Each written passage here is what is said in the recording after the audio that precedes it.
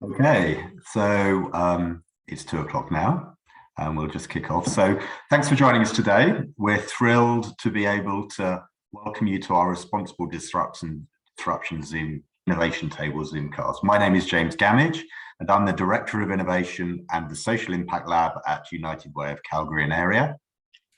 And my name is Sydney Johnson, and I'm the design lead at J5, a Calgary-based innovation and design firm. And together we're the hosts of Responsible Disruption. We're so excited to welcome our guests and all of you listening today as we explore this important conversation around ESG. But before we begin, I would like to acknowledge that we are currently gathered on land adjacent to where the Bow River meets the Elbow River. The traditional Blackfoot name of this place is Mohkinstsis, which we now call the city of Calgary. This is the traditional land of the Blackfoot Confederacy, as well as Treaty 7 territory, which includes the Kainai, Siksika, Piikani, Tsuut'ina, and Stoney Nakoda nations. We would also like to recognize the Métis people and the Inuit people who have made their home here in Calgary. And next, we have a few housekeeping items to cover on our agenda for today. So first things first, if you'd like to ask a question, you can do so by clicking the Q&A button at the bottom bar in Zoom. And if you pop your question there, then James and I will do our best to incorporate it in. We really would love when the audience participates, so please don't be shy, put all your questions in there, and we'll try to answer as many as we possibly can.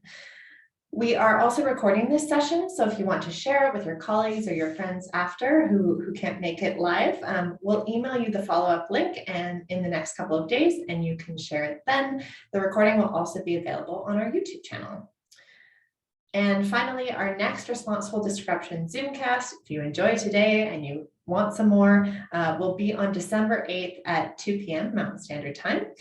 At this, we will be discussing depolarization, understanding perspectives with mutual respect. So registration is open for that if you're interested, and a link will be shared in the chat. So now on to give a brief overview of the topic, and then we'll introduce our guests. Over to you, James.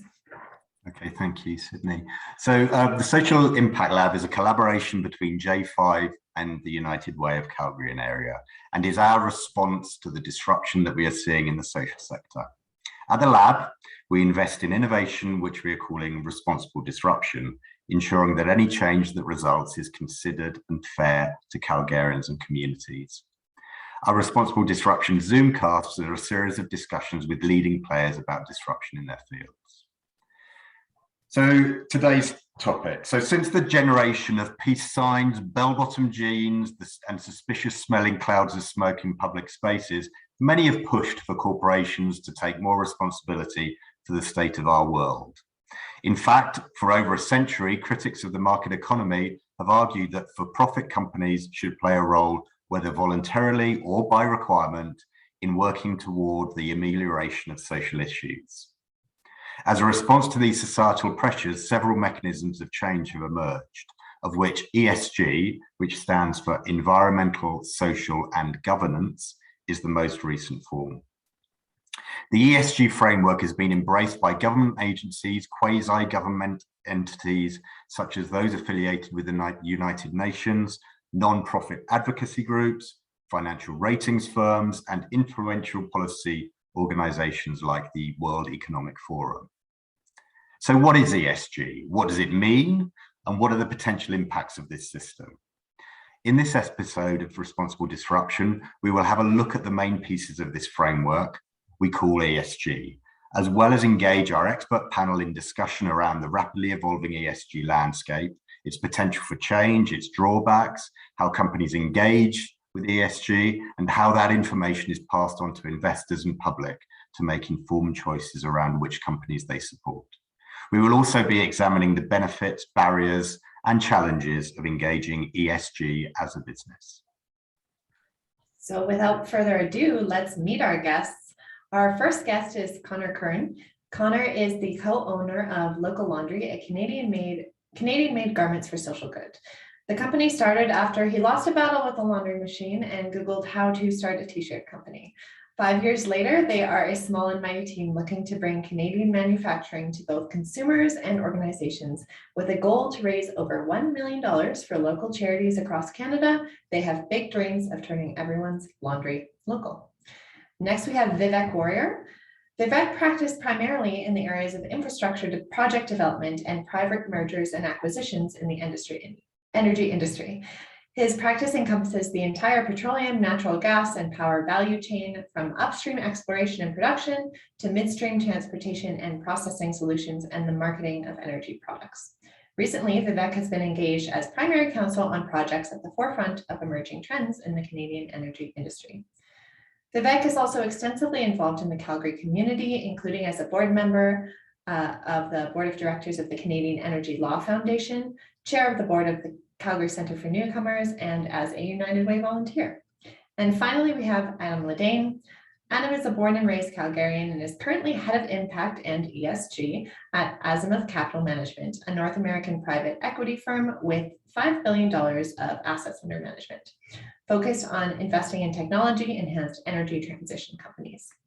In this role, Adam is responsible for the impact side of the firm's strategy, including the methodology through which the firm measures the impact of all investments considered and executed. Prior to joining Azimuth in 2016, Adam was an investment banker with RBC Capital Markets.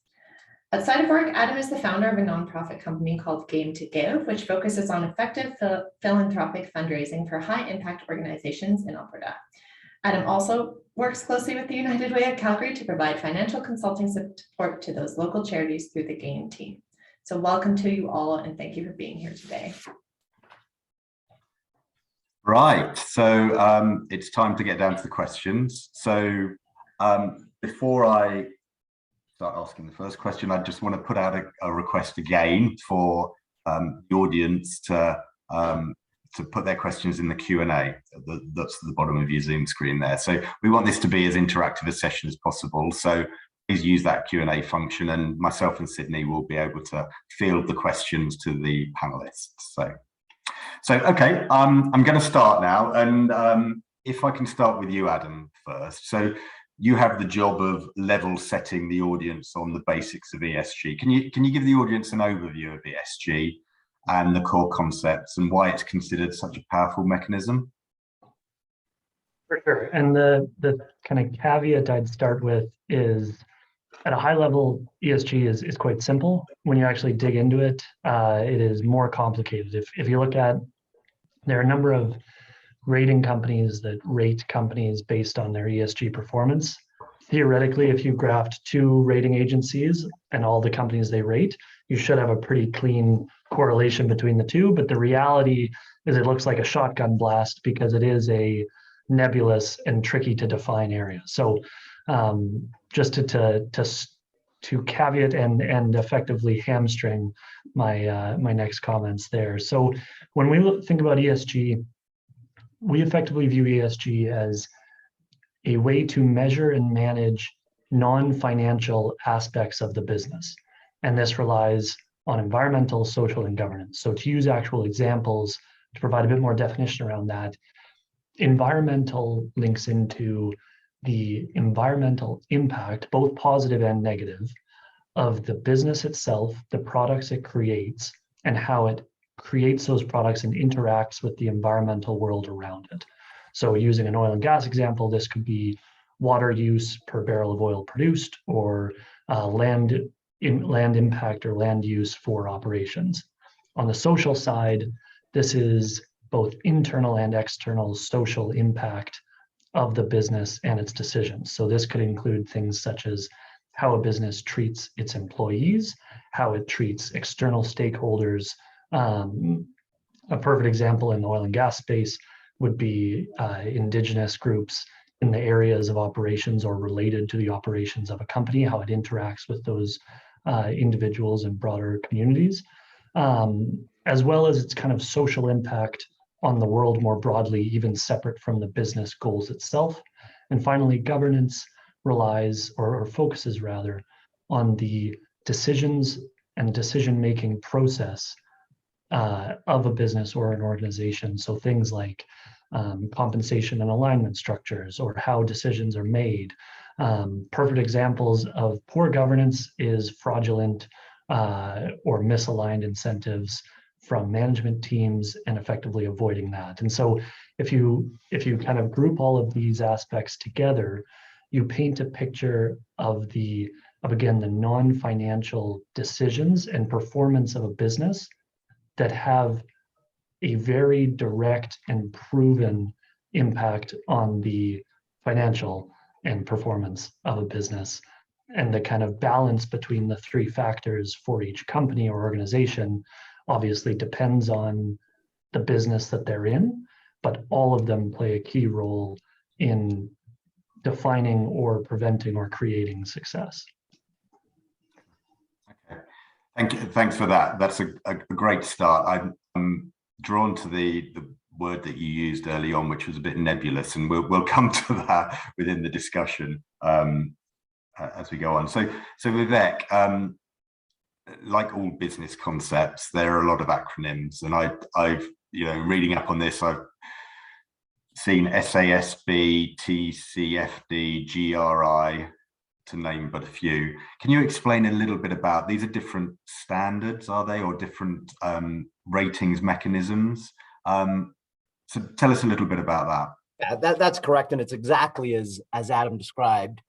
There's a broad spectrum out there of agencies that are trying to measure and evaluate different actors, both in the corporate sector and in the social sector, in terms of how they are performing according to these metrics. But so what you've referred to are just a number of those different standards, and part of the issue that we face going forward, as Adam suggested, is trying to get a more uniform set of parameters by which to measure companies, regardless of industry, and also social agencies, et cetera, in terms of how they're performing along these ESG measures. I think one of the things that Adam mentioned that I thought is worth mentioning is the way I think about this is it's very much about integrating environmental and social stewardship considerations into your organizational decision making.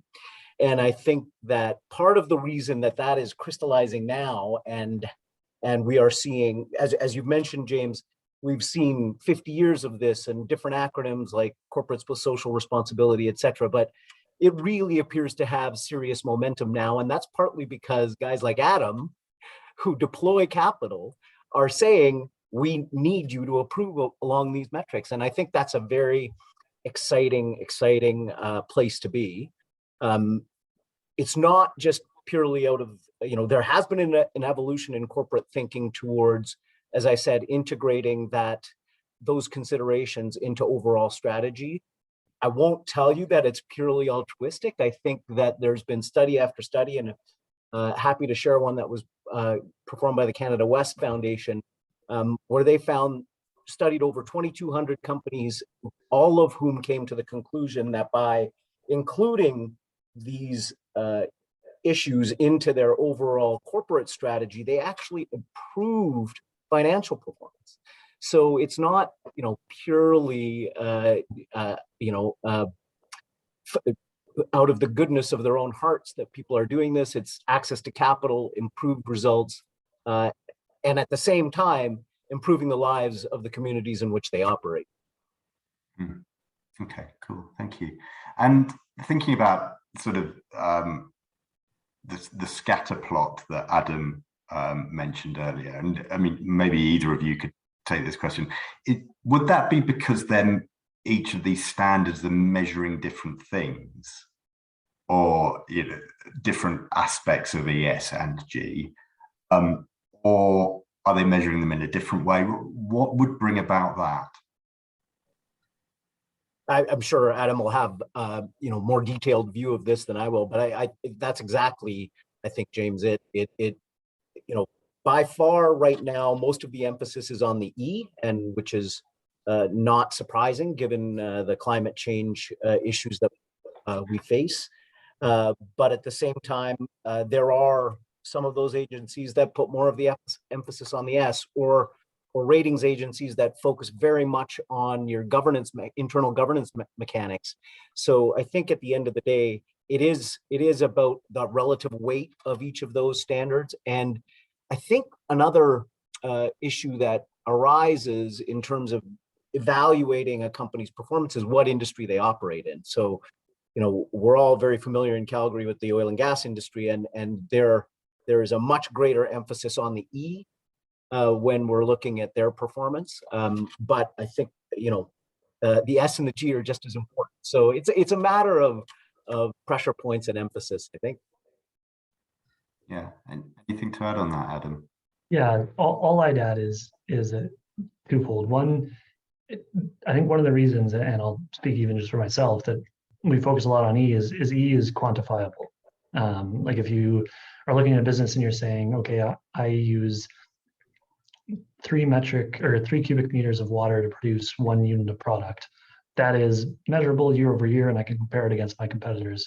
Becomes quite simple to say, okay, this company is better than others. Social becomes super difficult because you are trying to quantify human impact.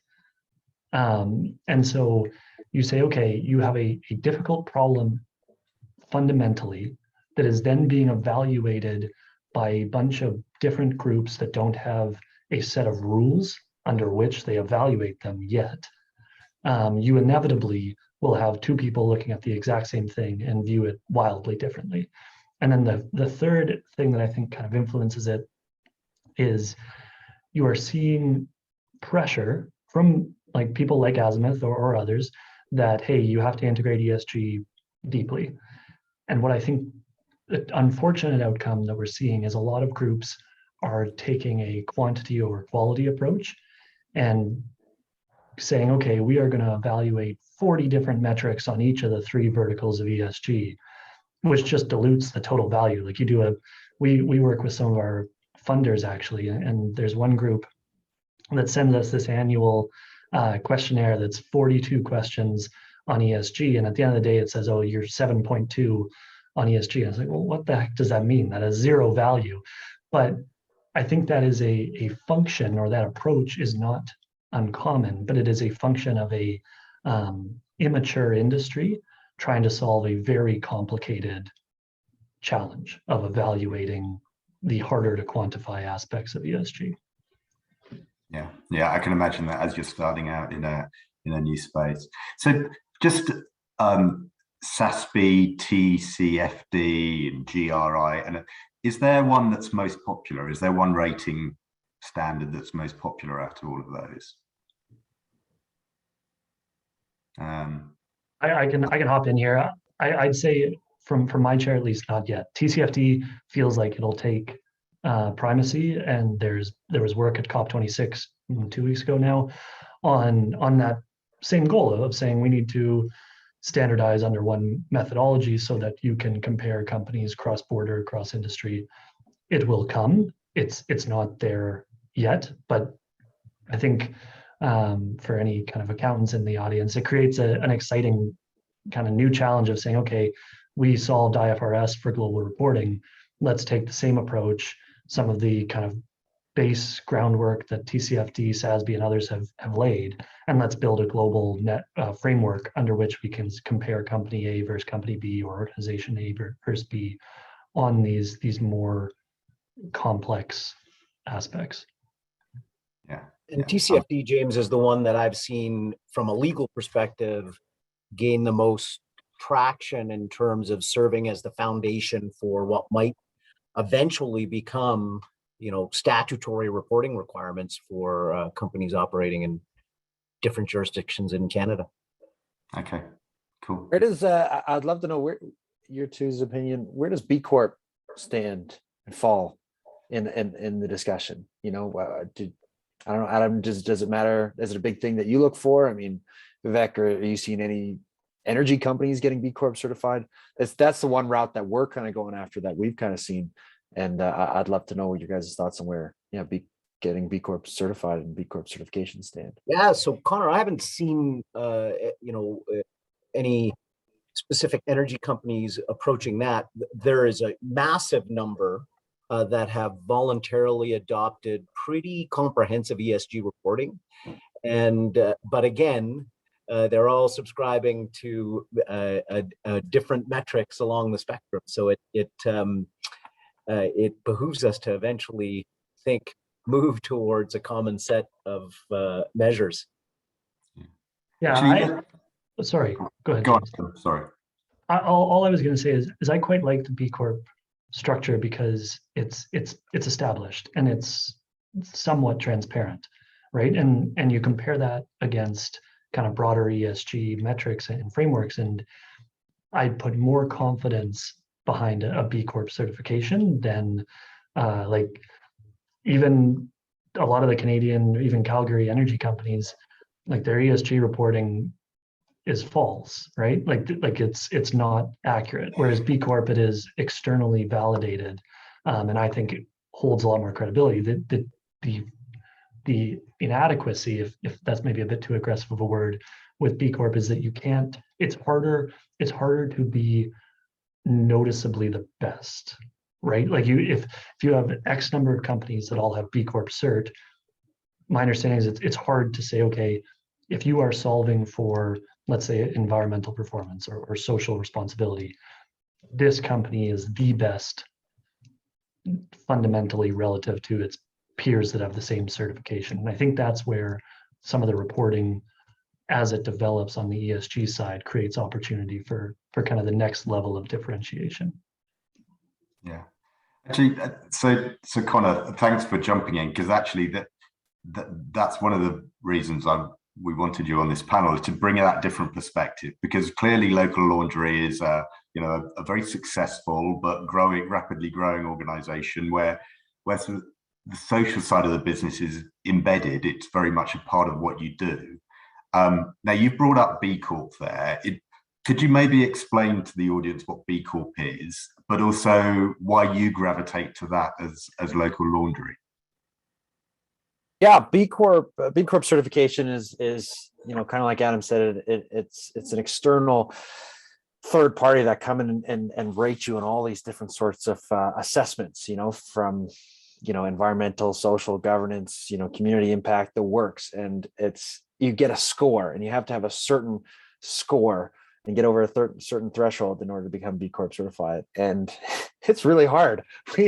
We applied and we got assessed, and we missed it by an inch this year. So we're getting refocused and that kind of thing to try and reapply next year. But it's almost like a real badge of pride, like great companies like Patagonia is B Corp certified, great local tech company that I used to work for here in Calgary, Bennett, local tech unicorn, they're B Corp certified. A lot of great other local Calgary companies, and it's just kind of that badge that that they care a little bit more than just that bottom line.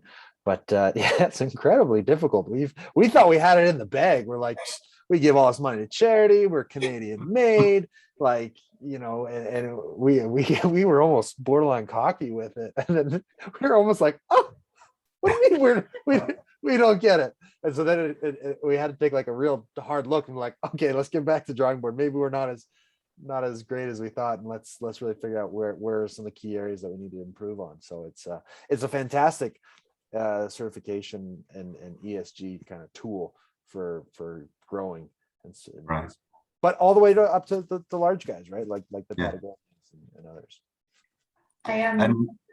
Go on, sorry. I just want to jump in here with an audience question while we're on this subject, because I think it's a great one from Kristen. And she asks, with the hundreds of metrics within the evaluation frameworks, can you speak to the strategies that an organization could use to balance what ESG metrics may be most material to their business and or their stakeholders, so that it isn't a matter of quantity over credible disclosure? And I'll allow anyone who wants to jump in on that one to answer that for her. Thanks, Kristen. I'll maybe just hop in, because this aligns very directly with how we approach it. There's some really cool research that effectively highlights the groups that have either too many metrics or too many qualitative metrics actually underperform on average relative to call it the benchmark. So there's an interesting kind of negative outcome if you try too hard in an unfocused manner. The way we think about it is we say, okay, look at the business and say, within those three buckets, what is the most core to your base business success? And so I'll just use energy because that's where I have perhaps a bit of expertise. But like on the energy side, social and governance become a risk avoidance and a cost to play, basically. Like it's tough to differentiate yourself wildly on those areas. You basically need to avoid massive failure and kind of achieve at least average performance on there. But on the environmental side, if you think about energy businesses, you can have a much wider gap of performance from a CO2, water, land, etc. outcome. And so if you are a business where your core value is related to a specific aspect of those factors, if it was me, I'd almost exclusively focus on that. I mean, Azimuth, we think we're somewhat smart on ESG, and we focus on one metric as our like initial gating item, and then everything after that is very much secondary. So I think distilling it as much as possible to the core value or product or process of your business is the way to avoid kind of wasted effort for marginal return. Thank you. So we've talked about B Corps, we've talked about ESG, and what are the reasons for organizations to do this? Is this more about public perception or investor perception? Where would you say the focus is for organizations that take part in ESG measurements? Vivek, could you take that one? Yeah, absolutely. So I mean, I kind of touched on it earlier. I think obviously it enhances your reputational capital. That is a benefit to any organization. But I think that I go back to what I mentioned, which was, again, study after study has shown that integrating these important considerations into how you conduct your business, in considering what your impact will be on the community in which you operate, structuring your business to enhance the lives and futures of the people that you impact is a straight line to profitability and shareholder returns, according to all these studies. So again, these are inherent goods, but they're also things that make your business or your organization better. So I think that, to me, is the key driver of adoption. And I'm sure Connor can speak to this as well. Like from an entrepreneur's perspective, you want to have a positive impact, but it's also pretty pleasant when that positive impact also helps you generate better business returns. Yeah, and so do you see that as a causation or just a correlation? You actually see that there's a causation there. So organizations with good ESG policies or scores, that drives value, that makes them a good organization. And whether, I think that's true. I think it's causation. But it's also a push and pull, in the sense that I don't know that every company out there is adopting ESG performance metrics out of, again, as I mentioned before, the goodness of their own hearts. Could be because they want to enhance their access to capital. It could be because they want to better their reputation. But I think the good in all that is that they are adopting those, and not just in a performative way. It's meaningful change to strategy. Yeah. Okay. So I have another question about sort of the perception or the realness of the metric. So I did some research, and I came across as part of this, and I came across a paper written by Tariq Fancy, who was the former chief investment officer for sustainable investing at BlackRock, with a huge portfolio. So he left BlackRock, and then he wrote an essay which talked a lot about the fact that he criticized ESG funds as greenwashing, and ESG measures were superficial and had no real impact on things. I think I understand your you guys' stance on that, but I'm interested in another thing that he said, which was really, the only thing that will really make a difference to the environment or social issues is actually regulation, government regulation. where do you stand on that? Clearly you think ESG has a meaning. There's a causation from from ESG metrics to good environmental stewardship, social issues. But really, if push comes to shove, do we really need government regulation to change those things, as opposed to just expecting those measures or actions from corporates to achieve that? Maybe Connor, could you? Yeah, I'd love to tell you a little story. Prior to 1989, 70% of all clothing bought and sold here in Canada was made in Canada. 70%. Now, what happened in 1989 is the government lifted a bunch of tariffs that flooded the market with cheap textiles from overseas. So prior to 1999, there was a lot of expensive tariffs and regulations on importing textiles in this country. So 70% all clothing prior to 1999 bought and sold in Canada, made in Canada. That number today, less than 6% of all clothing bought and sold here in Canada is made here in Canada. Less than 6%, from 70 down to 6. And I can tell you textiles, and we'll be the first to admit it. I mean, making clothing is a dirty business. We're the second highest polluter industry in the world. But I'll tell you one thing, that companies, millers, dyers, cutting and sewing facilities in Canada that adhere to strict Canadian labor and environmental laws are far better on the ESG scorecard. I don't care which scorecard you choose, than their overseas counterparts. So when I hear, government regulations, and no business owner likes to hear the word government regulations, but I, for a fact, know that regulations can curb and have a big impact, because we've seen it specifically in the textile industry.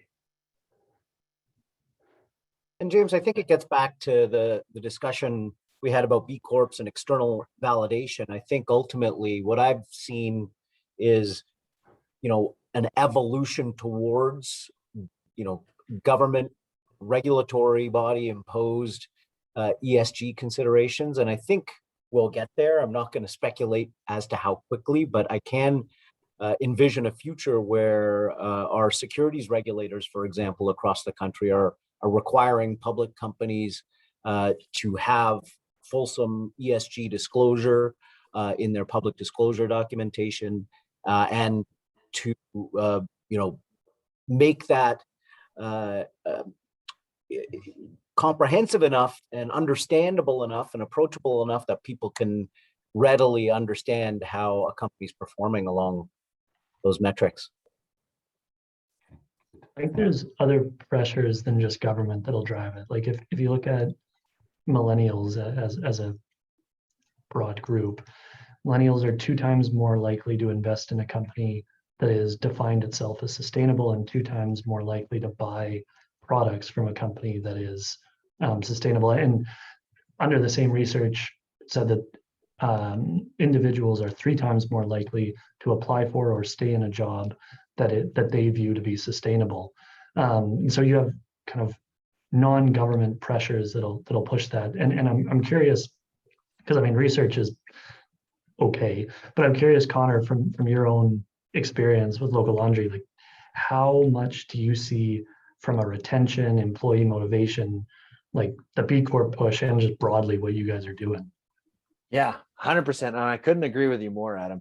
I think the real onus is on the consumers and employees to kind of push turn the heat up to a lot of these companies, because companies they're not smart organizations. Companies just follow the money.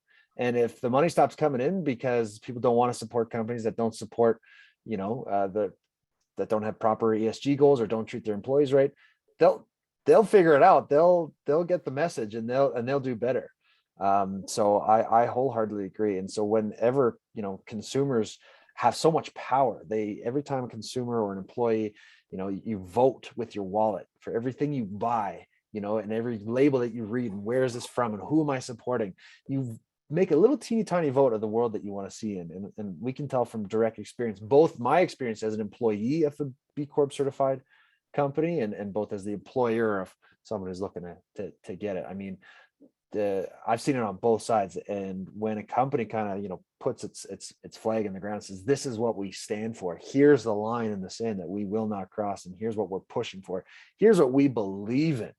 It's a powerful thing because people want to be part of something, you know, either as an employee, a team member, or even a consumer. They want to be a part of something, a power, a force for good. And when they're not, you know, it's disengaging, and they don't care. So I mean, even if companies look at it purely from an employee engagement standpoint, I mean, I think that's a big win. I mean, so intention aside, you know, whether it's chasing the money because it's better for the environment, or better for the bottom line, or better for employee engagement, you know, the intention doesn't matter.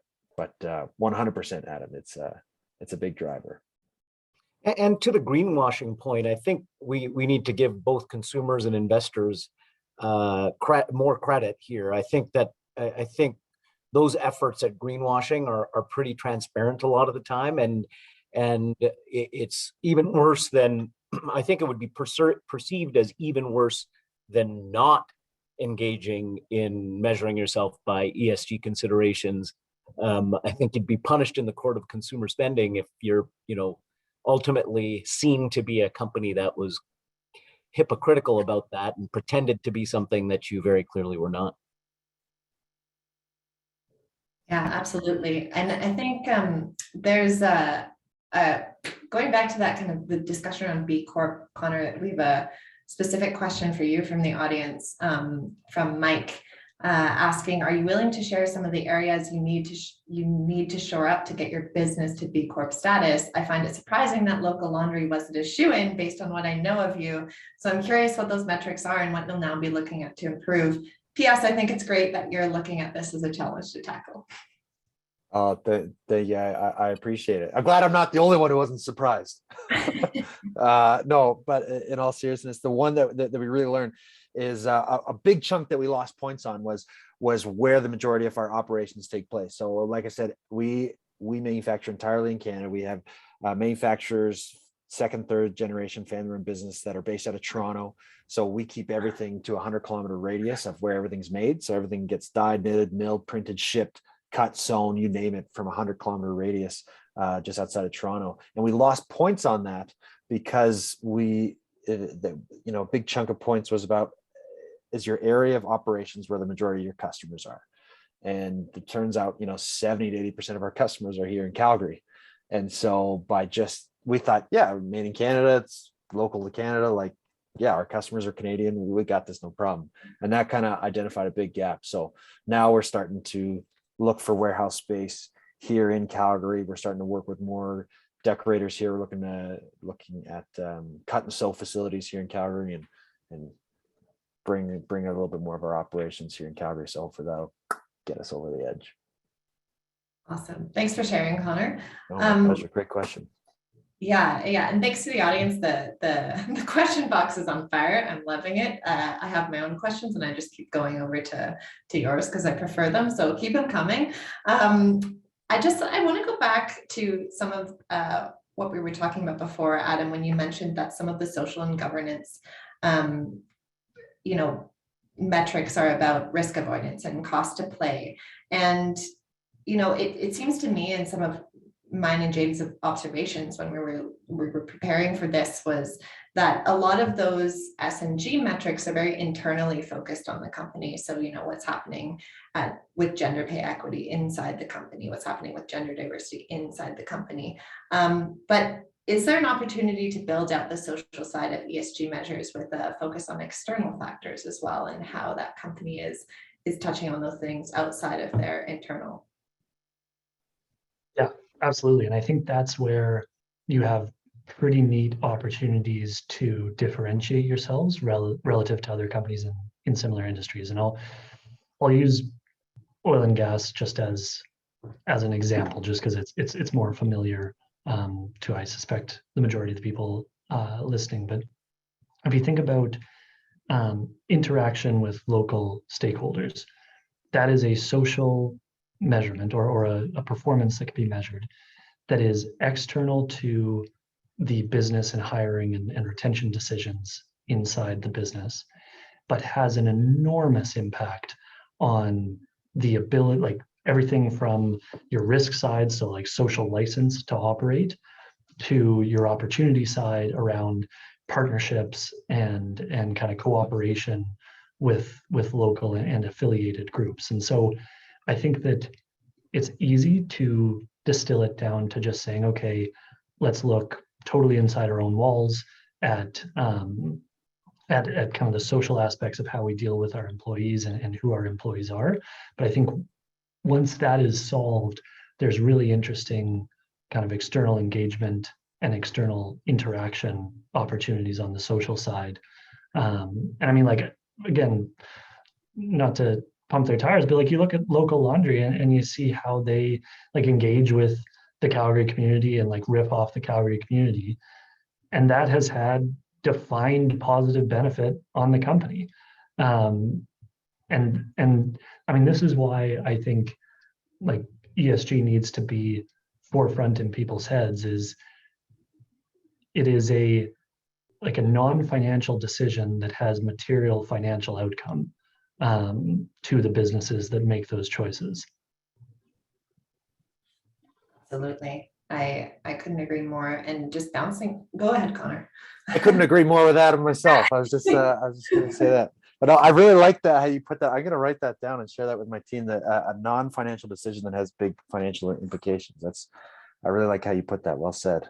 I was going to say the same thing. I think I tried to say the same thing in a huge word salad, and Adam managed to get it out in 5 words. Thanks.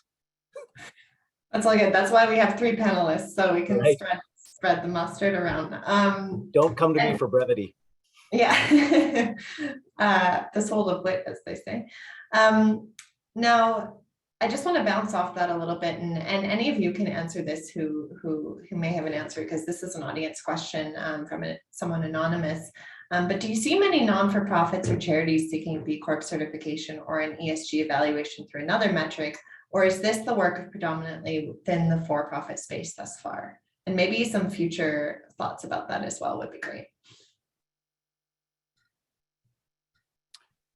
My experience with it, Sydney, has been primarily in the for-profit sector. I think part of that is that because many social organizations in the not-for-profit sector are, already have as their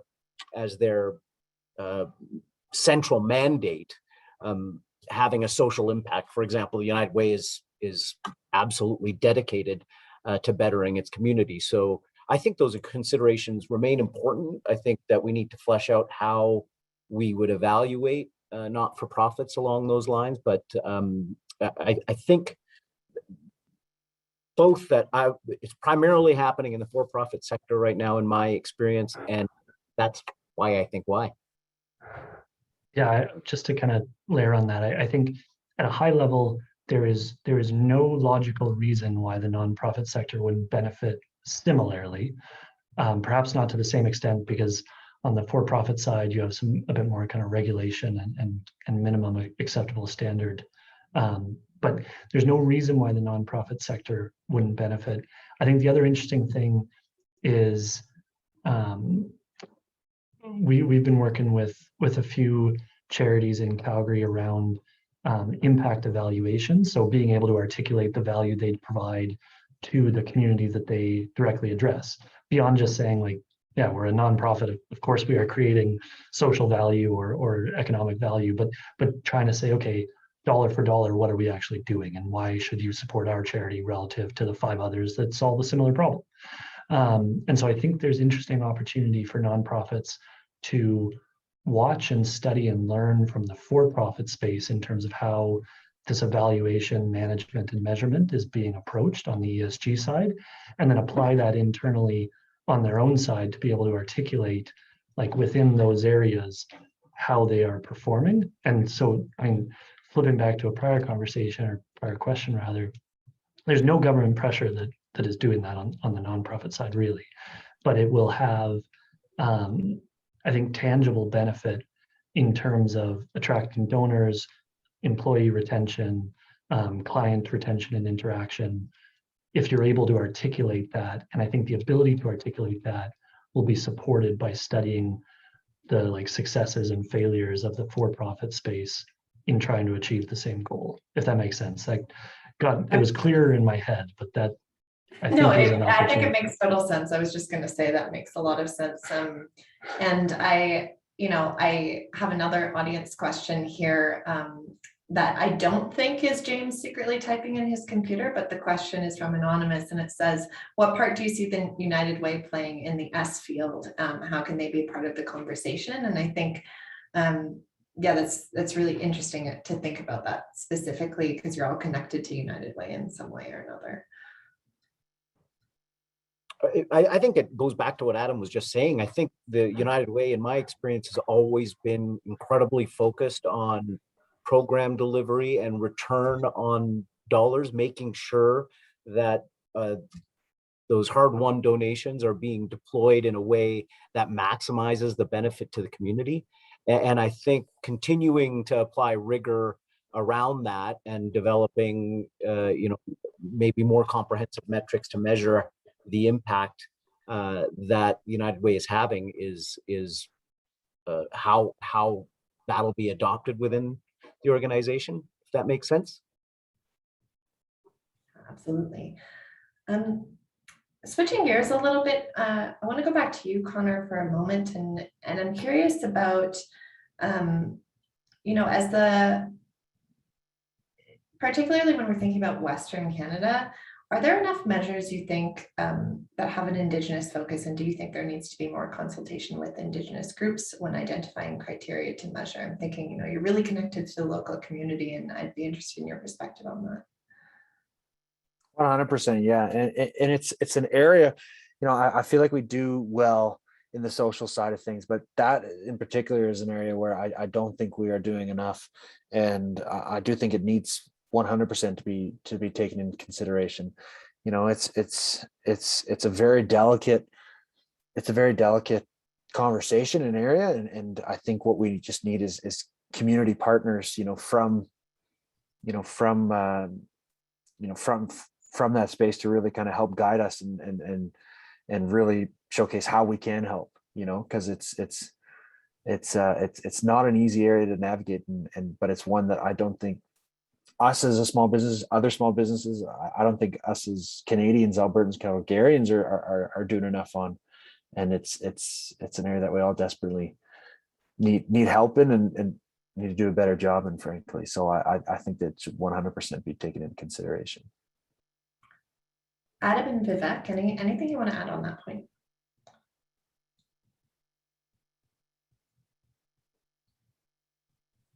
Not from my side. I was mostly just, I suppose, pleased, not necessarily surprised with how kind of Connor approaches that. I think most people think they're doing a lot and don't take the approach of we need to do more. And I think this is like another kind of interesting opportunity of ESG evaluation broadly. Is so, for example, with our portfolio companies, the companies we invest in, when we started pushing hard on ESG measurement a number of years ago, every single one of them said, well, like, yeah, we can do it, but the answer is going to be that we're kicking ass, kicking butt. And the reality was not that, right? Like, I think it's a valuable tool of kind of self-reflection of the whole kind of what gets measured gets managed, but it identifies fundamental weaknesses that I bet, in particular in the nonprofit space, companies have the sometimes true, sometimes false assumption that they are performing very well. And I think there is an interesting opportunity to kind of ground truth that by measuring it relative to your peers and taking a hard, proper look in the mirror. So again, I'm just spending this hour pumping local laundry's tires, but it's nice to hear that that mentality of we're not good enough, but we're gonna get there. And I think it's important to recognize we're not necessarily talking about static measures either, right? As certain goals are achieved, I think the right organizations like Local Laundry will continue to want to improve, and we'll collect our fee, Connor, after the webinar.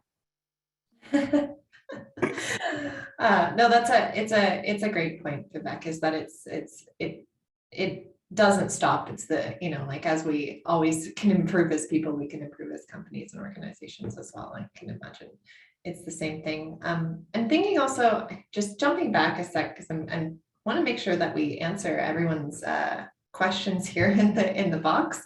And we talked a little bit about retention. ESG is a retention strategy or a attraction strategy for employees, and what maybe millennials and you were commenting on look for in an organization that they're going to work with. But I have a question here from German, who asks, even though younger directors are not common in corporate boardrooms right now, how are companies handling the issue of age diversity in the boardroom in regards to ESG? How many younger directors gain those skills and experience to be able to become a future corporate director? Adam, maybe I'll start with you.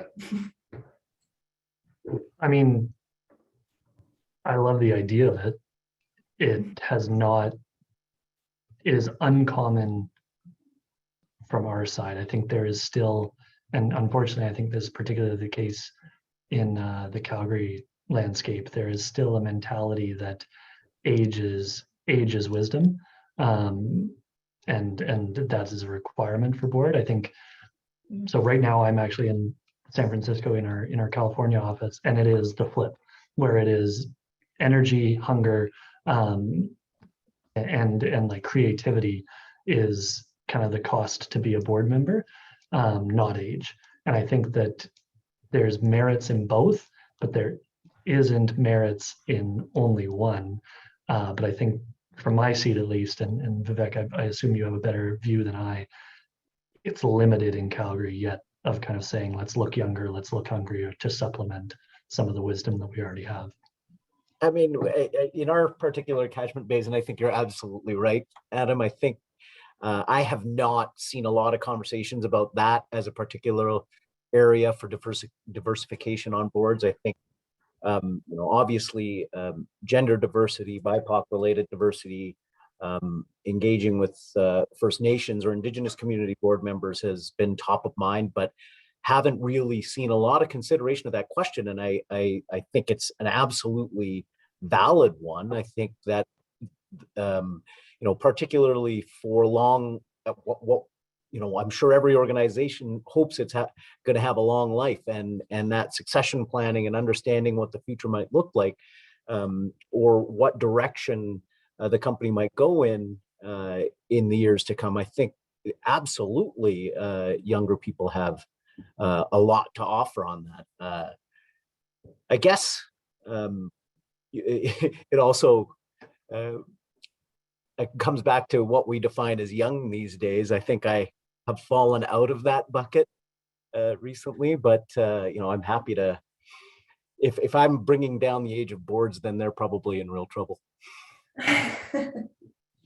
I think as well, if you're looking to garner board experience, like just go join a board. I mean, it doesn't have to be right at the tippy top of Calgary's biggest companies. Like there are so many great associations, small companies that are looking for board members, And so, that was a goal for Dustin and I, my business partner last year, is we just wanted to join a board to get board experience. So we had like a business group, and I joined their board. And this year I applied for the board of the Calgary Chamber of Commerce. Like, just if you're looking for board experience in order to get to those bigger boards, like go out and put in the work and just start with the smallest board you can find and eventually gain more experience. Because I to Adam's point, I do think, experience at some of those bigger boards definitely has to come into play, so that'd be my advice. Just go out and join some boards. Yeah, that's great. That's a great point, Connor.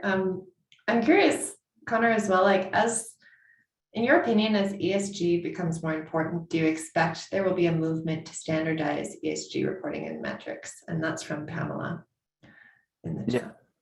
Yeah, 100%. I mean, we're seeing it even just in the clothing industry. I mean, everyone's kind of, sustainable has almost become a dirty word in the clothing business, and maybe other industries as well, because it's lost all of its meaning. It's lost its luster. No one knows what it means.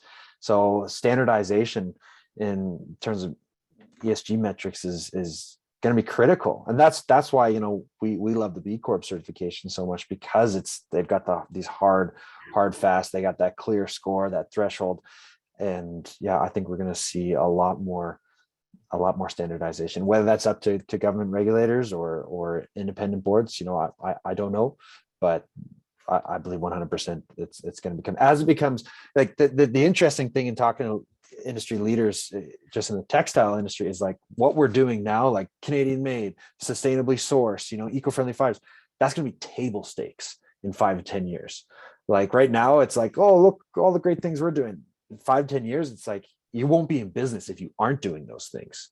Yeah. Right. And so, you know, we're working with independent agencies to really understand our metrics and understand, you know, how much water is used per shirt based on the different fiber content, how much carbon emission is used, you know, in our manufacturing. And yeah, in 5-10 years, sustainability and ESG, it's going to be table stakes, and it's going to be the cost to even sit at the table and play in the game. So 100% it'll be standardized.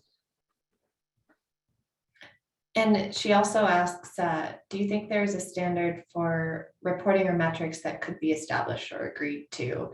And how could this come about? Vivek, maybe I'll ask you that one. Yeah, I think that'll be a process. As we mentioned, there's a lot of organizations out there purporting to have established an objective set of measures.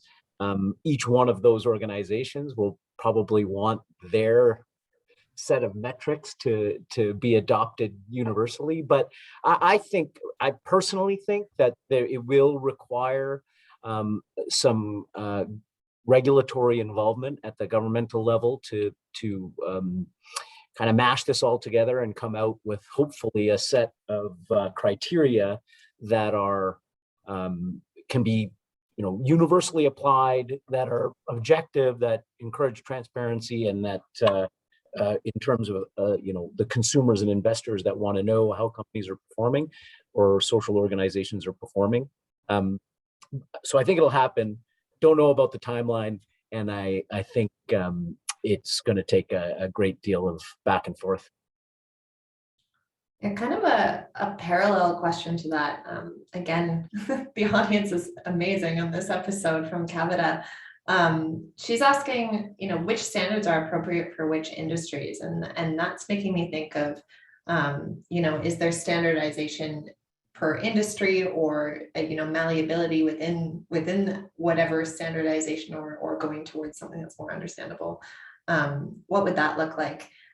She says she's particularly interested in recommendations for health IT, but I think maybe for the rest of the audience, you know, how can they find and think about standards that are appropriate for the industries they're in?